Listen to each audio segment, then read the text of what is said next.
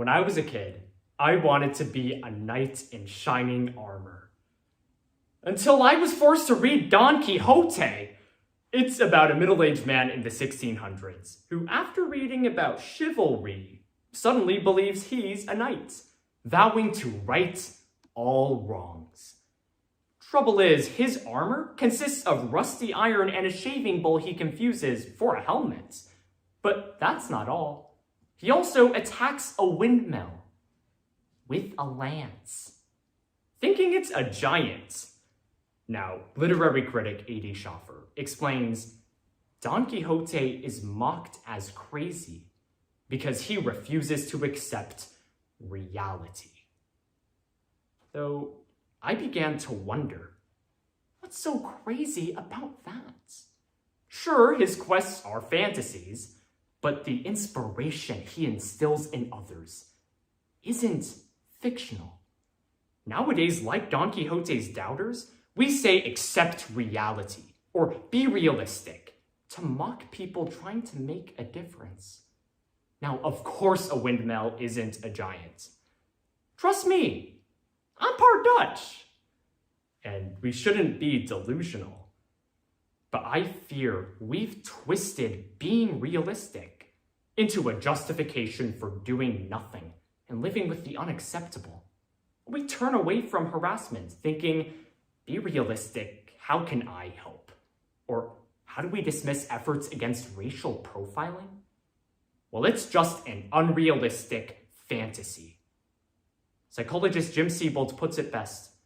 We've turned being realistic into an excuse for not doing better. So let's start doing better. First, we'll open the book and examine the causes of our reality mentality. Next, how it hurts us, before finally composing some solutions that work. For real.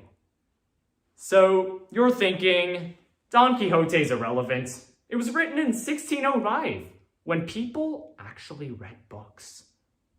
Well, most scholars call Don Quixote the first modern novel, because today, we're often motivated by the same mindset that mocked making an impact is unrealistic. And that gets us to the first cause of our reality mentality. We believe we can't make a difference, even when we can. How many problems have we just accepted as unrealistic for us to help? Like harassment we see in the workplace, or bullying. The American Institute for Research finds in half of bullying incidents, it is realistic for observers to stop abuse they see in 10 seconds. But 80% of us will stay silent.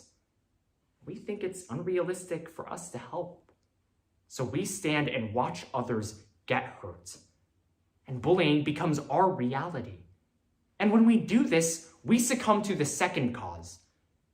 It's easier to say, we're just being realistic, and lets us take shortcuts. For instance, get real. Everyone breaks a lockdown. In 2012, Nestle Incorporated took this thinking to an extreme. They were caught sourcing their chocolate from trafficked children.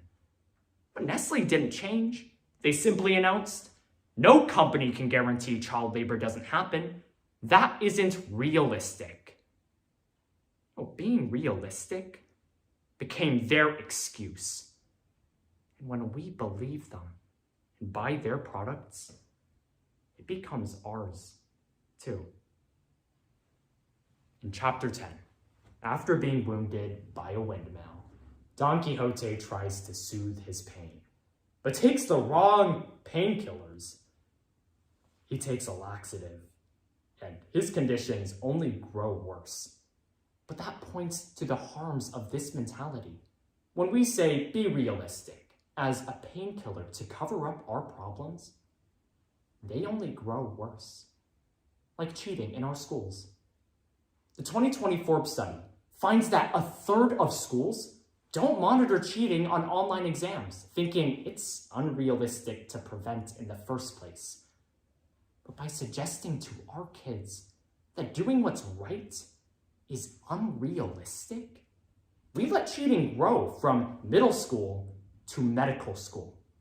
A recent survey study at the Johns Hopkins School of Medicine revealed that 24% of their students admitted to cheating. Now, these are future doctors who will operate on us. But we don't just passively let problems continue. We actively use realism to justify large problems. Now, look at history. During World War II, we forced 120,000 Japanese Americans into internment camps. But do you know how our leaders justified this atrocity? In a 1943 speech, California Governor Earl Warren called it hard realism, the only practical way to protect us, not by marginalizing an entire group. But history's repeating itself. We've replaced camps with cages. In 2017, the Trump administration outlined the separation and caging of families at our border as a part of principled realism, as if degradation and dehumanization are realistic principles. And that's a real problem. Now, in this activity, I felt I had a real problem too. I questioned whether it was realistic to hope that a 10-minute speech makes even the slightest impact here. Even now, as we're speaking to an audience of just a few people we can't even see, don't we often wonder if this is just a fantasy? If we can really make a difference here? I didn't know whether my words mattered until I spoke with my grandpa.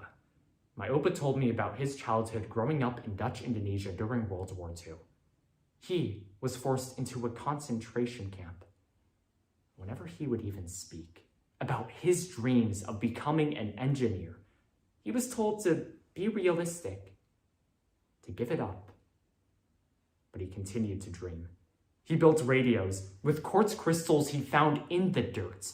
And after the war, with long hours of night school, he became an engineer for NASA.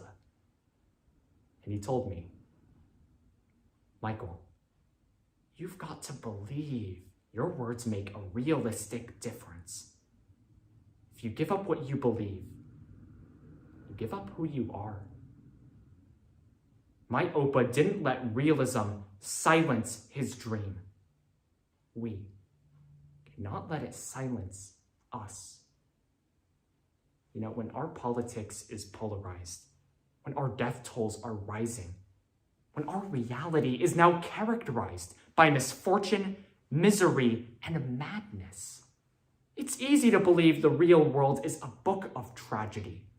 But just as Don Quixote refused to see life as it was, but as it could really be, we've got to believe the difference we make is real. By the end of the book, Don Quixote comes to the conclusion: surrendering dreams may be madness. So why don't we surrender this mentality and redefine being realistic to be a celebration of all that is doable?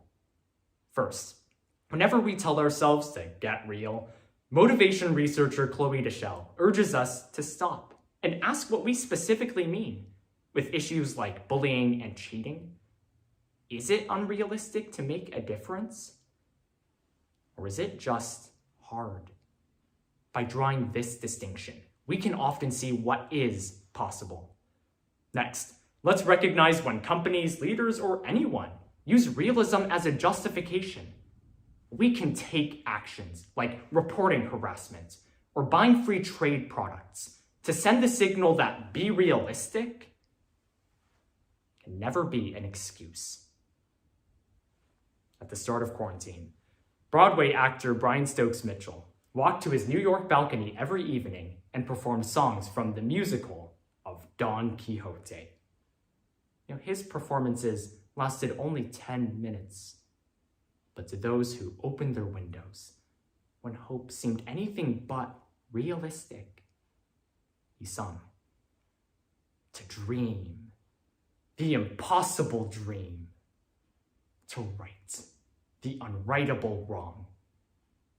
Here, these are our 10 minutes, our real world, our quest, where we find our voices and make a difference. Now that's keeping it real.